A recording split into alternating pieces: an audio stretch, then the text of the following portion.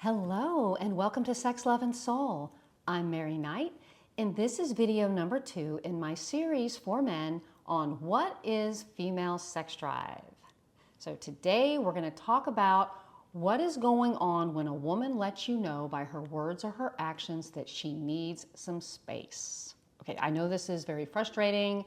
It can be confusing because you think that everything is going fine and then all of a sudden she's not responding to your texts, she's not getting back to your phone calls right away. When you ask her for a date, she's not available. And you're like, everything was going great. Everything was going fine. We even had sex. And now it's crickets. I'm gonna get into all of that, like what's going on there, but for the purposes of this video so that I can keep it manageable for me, I'm just going to be using examples from the courtship phase, the very beginning of the courtship phase. So say dates 1, 2, 3, 4, and 5. So like in the first 6 weeks of dating. And then later on, if y'all want, I can do a video of what it looks like when a woman is pulling away and y'all have an established relationship. And I actually have a book that I wrote for women about what's going on with them and how to turn that around. Like when they feel like they want to pull away from their husbands, they're not as interested in sex. I have a book all about what is going on and how to turn that around. And it's called How to Keep Your Man Out of My Bed. And that's a tongue-in-cheek title. But because this dynamic in a long-term relationship is what leads to cheating by one or both partners. But that's another topic, but I did want to let you know that these same concepts that I'm talking about can be applied in a long-term relationship because really the courtship is never over. Right? You can get more comfortable, get a little more relaxed with things as y'all get to know each other, but still, sex drive is sex drive. And the things that stimulated a woman and aroused her in the very beginning of y'all's relationship are the same things that are going to continue to do that later on down the road. So let's get into this. In the first video I did, I talked about the 2 key elements of female sex drive. One of them being her sense of curiosity and wonder, and the second being her ability to be able to relax around you. And so when a woman has asked you for space with her words or by her actions, what she's doing is instinctively, like this is normally not a conscious thing that a woman does. She's instinctively creating some distance between the two of you so she can reignite her sex drive. So it's not always a bad thing. It's not always a bad thing when a woman wants some space. The other thing I want to clarify here is that because this need for space is part of female sex drive, even women who you would consider to be healthy, normal, stable, from good homes, they also need space because again, this is part of female sex drive. And so another part of this, not to make this too complex, is that when you don't give a woman enough space, part of the reason she wants space too is so that she can feel relaxed. Because when you are doing something, and I'll get into this in more detail in a sec here, when you're doing something like over contacting a woman, it makes her feel that she can't be relaxed with you because you are over pursuing. You are coming on way too strong. And so she feels like any hint of encouragement that she gives you, you're just gonna pounce on it, right? So that takes away her ability to relax around you. And as we learned in video number 1, if a woman is not relaxed around you, then she is not turned on by you. She cannot become turned on by you physically. Relaxation is part of the female arousal cycle. Okay, the more attracted a woman is to you, the less space that she's going to need. And one of the ways that you know that she's really into you is that after the second date, for sure after the second date, she will be reaching out to you. She will be initiating contact. She'll send you little texts, cute little memes, maybe sexy little memes. She'll be making references to parts of the conversation that y'all had, just letting you know that she's thinking about you, dropping hints that she would like to go out with you. But no matter how much she likes you, She is not going to ask you out. During the courtship phase, as the man, you need to be the one initiating the dates. If after the third date, a woman is not contacting you, just in between dates, she's not reaching out to you, doing all the stuff I just said, that means that her interest is low. Another way you know her interest is low is when you are reaching out to her, she's not getting back with you. She's taking a very long time to respond to your texts. She's taking a day or two, maybe 3, to return your phone calls, if she returns your phone calls at all. And finally, when you do get in touch with her and you ask her out, she's not available. And so you ask her out, say, for the next weekend, and she's still not available. In this instance, the thing to do is to say to her, oh, well, call me when you're free. I'd love to see you again. And leave it at that. Don't call her, don't text her, don't like her posts on social media. This is her way of telling you that she needs some space, right? And if you leave her alone and you give her that space, then she just might call you later on down the road. A woman who likes you, if she's not available on the date that you suggest, she'll give you an alternative. Like if you ask her out for Friday, she's not, oh, I can't go out on Friday, but I'm free all day Saturday. That's what a woman who likes you and wants to see you will do. Why, when a woman isn't making herself available to you on the phone or in person, that is her way of asking for space. I said that twice because I really want y'all to understand that. It's very important because if you keep contacting her, you're just going to push her further and further and further away. All right, so why might a woman do this? Why might she start to, pull away from you? Again, you thought things were going just fine. You had a great first date. Y'all had sex on the second date, and now you can't get her on the phone. There's a few things that could be going on that have nothing to do with you. But we're not going to talk about that here. Maybe there wasn't enough sexual chemistry for her to want to have sex with you again. I'm just putting that out there. Maybe the sex was great. Maybe she thought it was great, and she was like, wow, this guy really knocked my socks off. But then the next morning, you called her or sent her a text, and you're like, oh my gosh, that was so amazing, and you're so hot, and na. And then you send her another text a little bit later, and another text, and another text, and another text. And by lunchtime, you've texted her 5 or 6 times. And then after lunch, you're continuing with the texting, and then maybe when you get home from work, you're calling her. And then you get home, you send her a couple of texts, and then when you're in bed that night, you call her again. And then you start this whole cycle all over again. I'm laughing because that's too much. That is too much, because that is a surefire way to take a woman's attraction and just flush it down the toilet. Because what's going on here is you're excited, right? Of course you're excited. Who wouldn't be excited? It's wonderful to feel this infatuation for another person, right? To have your feelings returned. Y'all had fun on your dates, laughing, talking, making out, having sex. You have lots of things in common, right? Just great. And you're just like, okay, cool. I got it made. And you are understandably excited, right? And she was too, until you kept on with the calling. Now, why would that turn a woman off? Because instead of being relaxed and being calm, you are acting like an excited little kid. And a woman does not want to date an excited little kid. She wants to date a man. I know that sounds harsh. I know that maybe you don't even understand that. You're like, what the hell is wrong with this woman that she doesn't want to hear from me? I thought she liked me. Well, as I explained earlier, she needs to feel like she can relax around you.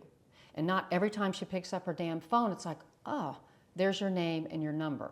Because also, not just do you come off as this excited little kid, and one of the core elements of masculine energy is being calm and cool and relaxed.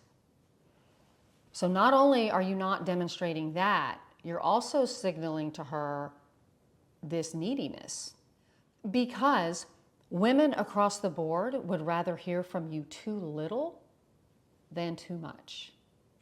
And I know you might find that really aggravating. But before I talk, okay, but let me just kind of back this up to say that men who are successful with women, they get excited too. They do. They fall head over heels. They get gaga for beautiful women just like you do. The difference is they don't show it. Not right away. They, in their masculine energy, they're centered. And what that means is they're calm. They're cool. Inside they're excited and like, oh, this is fucking wonderful. She's amazing. But if a man is feeling these overwhelming feelings of excitement and attraction, what he'll do is he'll take a step back and he'll reflect within himself and think, okay, do I have some weird shit going on with me? Like, was that funky thing that happened to me a week ago, that deal I lost, or that fight I got in with my brother, or because, I didn't get that promotion I wanted, or, whatever. Like, he's looking back in his life. He's like, am I so excited about this woman? Am I like trying to, use her to fill up this emptiness that I have inside of me? Is that what's going on? Or is she just that amazing? Right? And so that's what a man who becomes overwhelmed with his feelings of passion, of infatuation for a woman, that's what he does. He reels it back, he puts it back on him, and then doesn't just dump all of his excitement and energy on this unsuspecting woman. Right? He doesn't try to make her manage his emotions and manage his excitement, because he does it for himself. And this isn't about being cold. It's not about being calculating and putting on this big old fake phony front. It's not about that. It's that a man who is in his masculine energy, who feels secure in his masculine core, he goes through life being calm and relaxed. It doesn't mean that he doesn't get excited about things, he doesn't get eager about things, but he knows that the most important thing that he can do is have control over himself so that he can keep his cool in situations that are important to him, whether it's a deal, a job interview. Like, imagine if you go on a job interview and you know that y'all liked each other. Like, you know that they thought that you were just this amazing candidate for the job and you loved that company. I know they like me, they told me, I like them, I told them.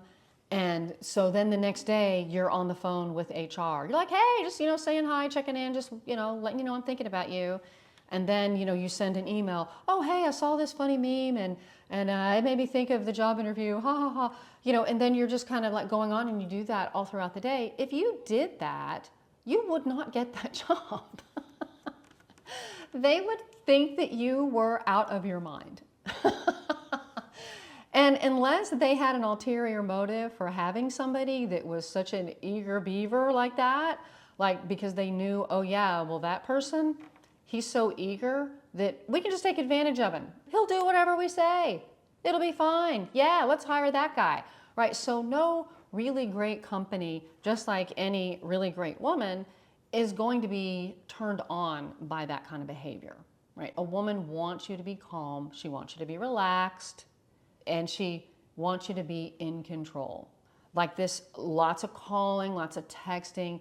You're not demonstrating self-control. You're not demonstrating any kind of restraint. So here's a cool thing I wanted to talk to you about. So this contact thing, when a woman tells you, y'all are in the courtship phase, right? And she tells you, I don't hear from you enough. I would think if you liked me and you were interested in getting to know me, that you would call me. Right? That every time I hear from you, it's only because you're asking me out for a date. Well, that's exactly what you're supposed to be doing. You're only supposed to be contacting her if you're asking her out for a date. Okay. She's like, oh, I just don't hear from you enough. I thought if you liked me, you'd want to get to know me. We had sex and now I don't hear from you and it makes me feel like you're using me. Okay. Now, I'm making fun of that because every woman has done that, including me. And the reason that we do that is because we're feeling insecure. We put ourselves out there and maybe more than we were really comfortable with, and then, we're not hearing back from you in the way that we would like. That kind of bolsters our self-esteem, bolsters our confidence to let us know that we did the right thing by maybe having sex with you sooner than we planned on, or whatever it is that we did that left us feeling kind of exposed and insecure. However, having said all of that, a secure, confident woman is never going to complain to you that you're not contacting her enough. No matter how much she likes you, she's not going to complain to you and say things like, well, if you liked me, you would call me, kind of stuff. Not going to happen. Not going to happen. Because a woman who likes you, if she is feeling like that and she's secure, she will call you. She will text you. And so there's another style of woman though, someone who's not complaining, not kind of being, I probably shouldn't use this word, but I will, kind of nagging you about not contacting her. There's another way that a woman can do that, and when she's talking to you, she's like, seeing your number on my phone made my day. I love hearing from you. It makes me feel so good. I wish that you would do that more. That's a lot different than someone saying the things that I've already said enough. And when a woman says that to you, you can say something like, oh, that's so sweet. I really like hearing that. You just made my day telling me that.